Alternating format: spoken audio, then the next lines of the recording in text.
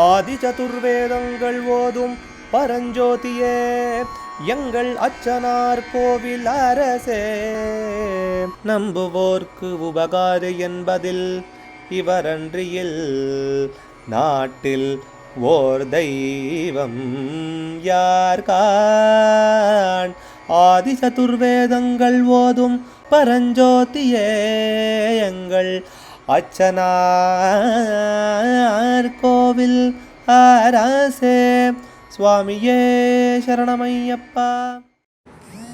செங்கோயில் வரிசையை சரணமையப்பா. பகவானுடைய 68வது திருப்பெயர் நாமா கணபதையே நமஹா. கணங்களின் பதிக்கு நமஸ்காரம். கணங்களின் பதி, அதற்கு தலைவனாக இருக்கிறவருக்கு நமஸ்காரம். சாஸ்தா மகாகணபதியினுடைய ரூபமாக இருக்கார் அப்படிங்கிறது இந்த நாமாவினுடையதான அர்த்தம். கணபதி உபனிஷத்தில் கூட நமோ விராத்தபதையே நமோ கணபதையேன்னு சொல்கிற காரணத்தினாலேயும் எல்லா கணங்களுக்கும் பத்தின்னு வேதமே பிள்ளையாரை கொண்டு போய் மகாகணபதியை கொண்டாடுறது. அந்த மகாகணபதியினுடைய உருவினனாகவே இருக்கார்னு அர்த்தம். சாஸ்திரங்களில் பிதா, அதாவது தகப்பனுக்கும் பிள்ளைக்கும் பேதம் இல்லைன்னு சொல்கிறது. 2 பேரும் ஒத்துரே தான் சொல்கிறது. அண்ணா தம்பிகளுக்குள்ளும் அதே நியாயம்தான். அண்ணாவும் தம்பியும் வேறு வேறு இல்லைன்னு அந்த அர்த்தத்தை ஒத்து பார்த்தோமானா மகாகணபதி, சுப்பிரமணிய சுவாமி, சாஸ்தா, வீரபத்ர, பைரவ இப்படி இருக்கக்கூடிய எல்லா சிவபுத்திரர்களும் சுவாமியினுடைய உருவமாகவே இருக்கிறவர், பரமேஸ்வரனுடைய உருவமாகவே இருக்கிறதுனால எல்லாரும் சிவபுத்திரர்கள். அதனால் கணபதியினுடைய உருவமாகவே இருக்கிறவர் சாஸ்தா அப்படிங்கிறதான அர்த்தம் இங்கே வருது.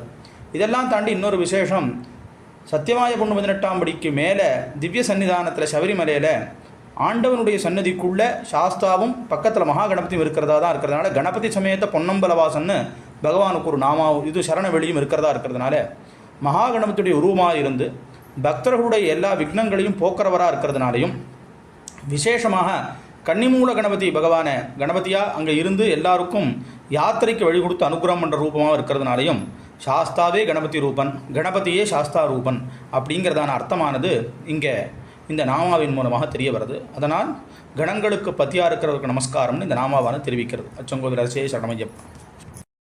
அச்சனார் கோவில் அரசே. சுவாமியே சரணமையப்பா.